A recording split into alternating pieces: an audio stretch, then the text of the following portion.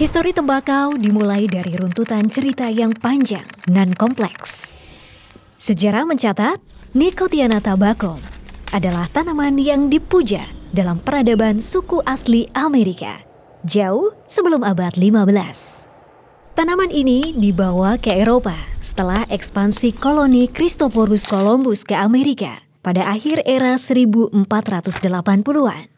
Ringkas cerita, tanaman ini menjadi komoditi pertanian paling berharga di Eropa.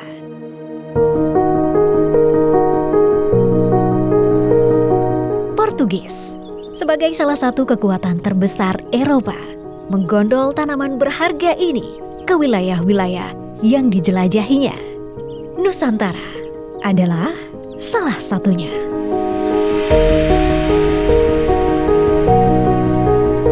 Ada beberapa versi ya yang menceritakan tentang siapa yang membawa ke Indonesia gitu kan. Ada yang mengatakan Portugis gitu kan, ada yang mengatakan Belanda. Tapi kita bisa melihat dari istilah namanya gitu ya. Belanda itu tabak gitu ya. Kemudian kalau Portugis itu tobacco. Menurut saya antara Belanda dan Portugis itu lebih duluan Portugis, sehingga istilah tembakau yang untuk dari Portugis itu lebih pas karena kita pakainya kata tembakau. Tembakau yang oleh orang Portugis disebut tumbako atau tabako mulai ditanam sekitar tahun 1600-an. Namun, benih yang dibawa Portugis ini ternyata bukan tembakau pertama yang tumbuh di Nusantara. Sedangkan di tanah Jawa, khususnya di Jawa Tengah, tembakau sudah dikonsumsi sebagai tanaman obat-obatan sebelum kedatangan Portugis. Varietas tembakau Jawa sudah ditanam bahkan sebelum kolonial memperkenalkan cara menikmati tembakau dengan dihisap. Tembakau lokal ditanam penduduk untuk dikonsumsi kalangan sendiri.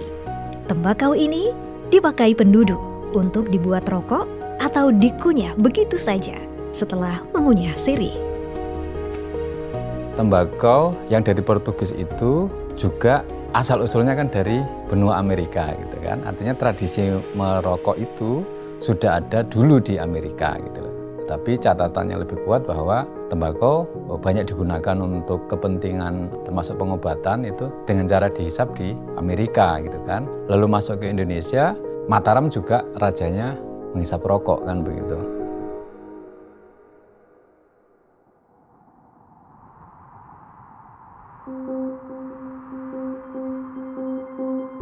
Terlepas dari riwayat panjangnya dalam catatan sejarah, tanaman tembakau adalah bagian dari tradisi masyarakat Jawa. Tembakau punya akar budaya yang kuat. Masyarakat Temanggung khususnya percaya bahwa tanaman ini adalah warisan peradaban mereka.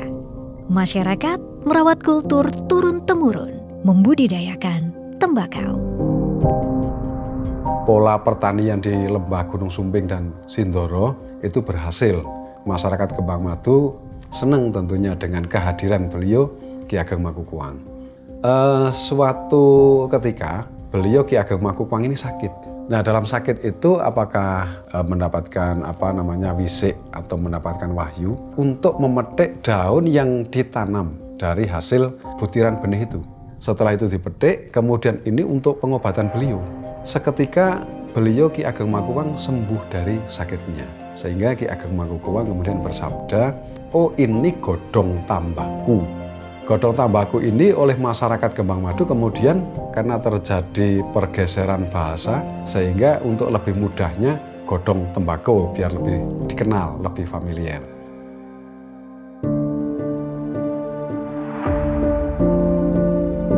Seperti Temanggung, sebagian lahan pertanian di Jawa Tengah sudah terlebih dulu mengenal tembakau.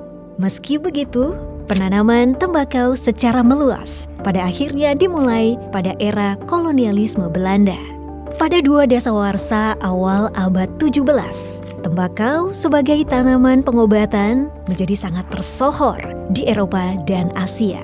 Salah satu teori yang populer kala itu dikemukakan Edmund Gardner, praktisi pengobatan di Inggris yang menulis The Trial of Tobacco. Tulisan ini berisi manfaat tembakau yang istimewa dalam semua pengobatan. petunjuk pemakaian, dan bagi siapa pemakaiannya paling bermanfaat. Tesis ini menjadi salah satu yang mengantarkan penanaman masif tembakau di lahan-lahan produktif pada tahun-tahun setelahnya. Pada abad ke-17 ini, tembakau telah menjadi komoditi di kalangan masyarakat Jawa. Pada tahun 1650, VOC mengalihfungsikan beberapa kawasan di Nusantara menjadi perkebunan tembakau. Beberapa daerah itu seperti Kedu, Baktelen di Purworejo, Malang, dan Priangan. Ketika Raffles menjadi gubernur jenderal pada 1811 hingga 1816, tanam paksa diberlakukan. Salah satu tulang punggung kebijakan bernama kultur Stelsel ini adalah tanaman tembakau. Jenis tembakau yang masif ditanam untuk kebutuhan ekspor kala itu adalah Forstland. Tembakau untuk bahan baku cerutu itu tumbuh subur di sejumlah tempat seperti di Besuki atau Jember dan Klaten hingga Boyolali. Uniknya, tembakau jenis ini sebenarnya beda dengan yang ditanam oleh masyarakat akar rumput di Jawa Tengah. Kalau tembakau cerutu ditanam di musim hujan, namanya Besuki Naux di Klaten, Forstland, menempati tanah-tanah khusus. Tidak bisa tergantikan tanahnya ini, nampaknya. Di Klaten pun sama, begitu tanahnya diganti, hasilnya kok kurang memuaskan.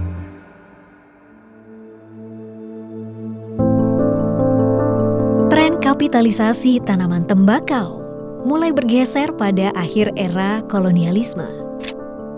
Alih-alih memperbesar keran ekspor, pada tahun 1870, produksi lintingan rokok kretek berskala rumahan berkembang di Kudus, Jawa Tengah. Puluhan tahun kemudian, pabrik rokok kretek besar pertama didirikan. Tahun 1908, seorang saudagar bernama Niti Semito mendaftarkan merek rokok kretek Cap Bal 3. Bertahun-tahun setelahnya, merek-merek dagang legendaris lain bermunculan. Besarnya industri kretek dalam negeri membuat landscape pertanian tembakau di Jawa Tengah berkembang signifikan. Petani-petani lokal mulai menanam dan mengembangkan tembakau di masing-masing daerah. Setiap daerah bahkan punya karakteristik dan cita rasa yang berbeda-beda. Petani membudidaya dan melakukan riset secara tradisional untuk memaksimalkan lahan masing-masing. Kalau yang di Lamuk itu pertama yang kami tangkap, kami terima dari kakek moyang kami adalah namanya varietas Genjah Sungu.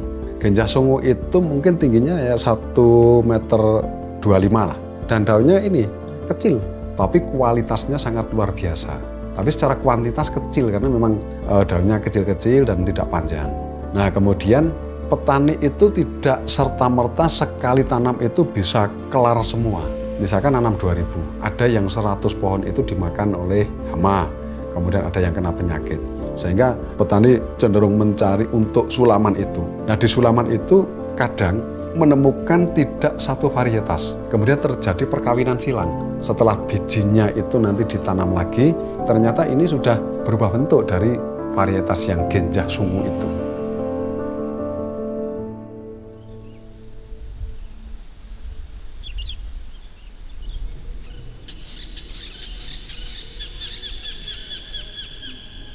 Tembakau dalam kurun 2 abad telah menjadi salah satu hasil pertanian di Jawa Tengah yang dapat diandalkan. Kondisi topografi yang beragam dan keragaman jenis tanah menghasilkan fisiologi dan cita rasa yang berbeda-beda.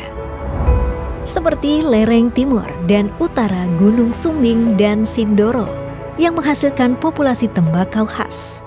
Tembakau Temanggung ini merupakan salah satu tipe tembakau yang sangat dibutuhkan oleh pabrik sebagai bahan baku utama pembuatan rokok. Di tempat yang berbeda di Jawa Tengah, hasil panen tembakau di Magelang dan Wonosobo juga punya kekhasan tersendiri yang juga dibutuhkan industri. Bahkan Blora juga punya petak tanah ratusan hektar untuk jenis tembakau dengan fisiologi dan cita rasa khas.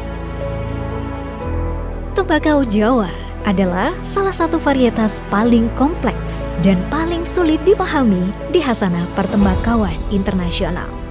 Sekitar 100-an jenis tembakau Jawa, masing-masing memiliki rasa dan aroma yang beragam.